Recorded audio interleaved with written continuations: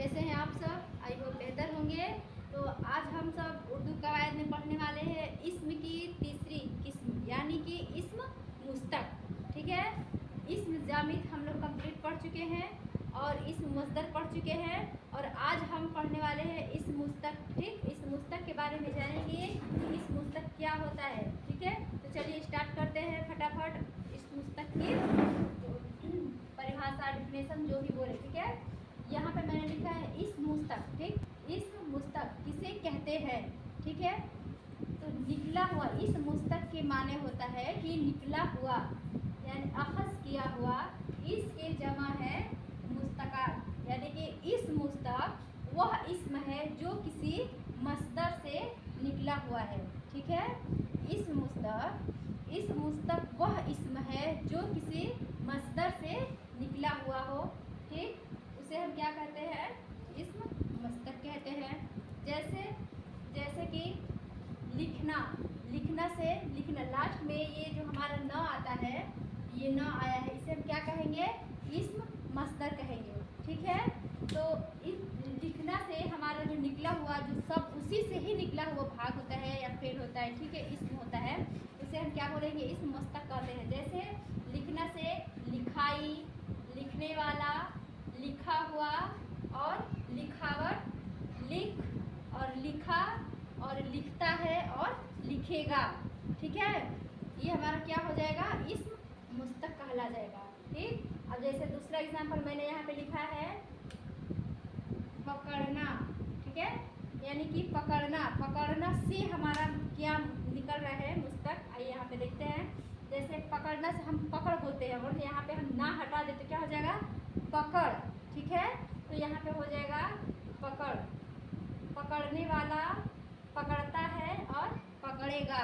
ठीक है, हमने पिछले वीडियो में आप लोग बहुत ही बेहतर तरीके से बताया था इस्म मुस्तक की पहचान के लास्ट में ना आता है। ठीक, किसी भी इसम के लास्ट में ना आता है तो उसे हम इसम को हम अलग कर देते हैं इसम से, तो जो शब्द बन जाएगा, देखिए पकड़, वो हमारा इस्म मुस्तक कहलाएगा। ठीक है, वो उसी में से ही निकलेगा।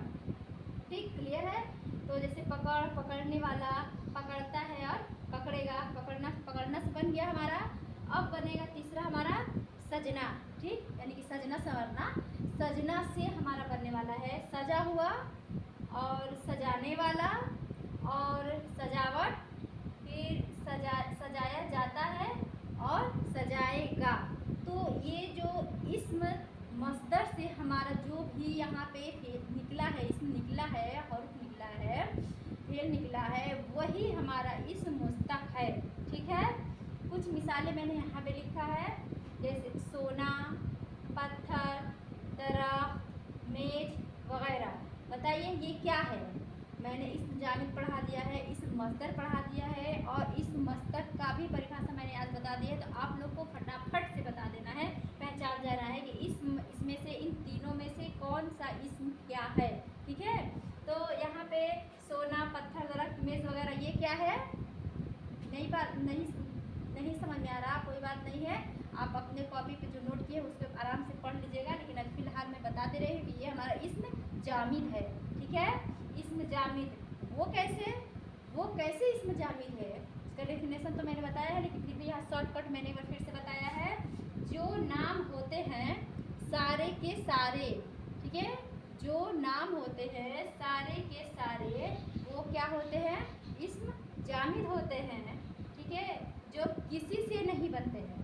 ठीक है, जो किसी से नहीं बने हुए होते हैं वो क्या होते हैं? इस्म जामिद होते हैं। जैसे दरख्त, पेड़, पत्थर, मेज, सोना वगैरह ये किसी चीज़ से नहीं बनते, तो ये हमारा क्या हो गया? इस्म जामिद हो गया।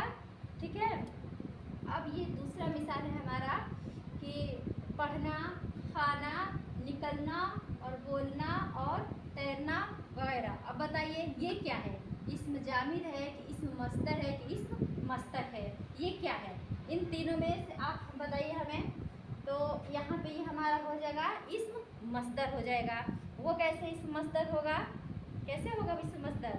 जब तक हम डेफिनेशन नहीं जानेंगे, उसको नहीं समझे रहेंगे, तो हमके एग्ज़ाम में आ जाएगा। आपके यूपी बोर्ड का बहुत ही इंपॉर्टेंट ये क्वेश्चन है सारा, और जो आ जाएगा कि इसमें से इस मस्दर क्या है, मस्दर जेर सवालों के मदद मुस्तक लिखिए, इसमें मुस्तक लिखिए, इसमें ये लिखिए, जावेद लिखिए, सॉरी जामिद लिखिए, तो कैसे लिखेंगे?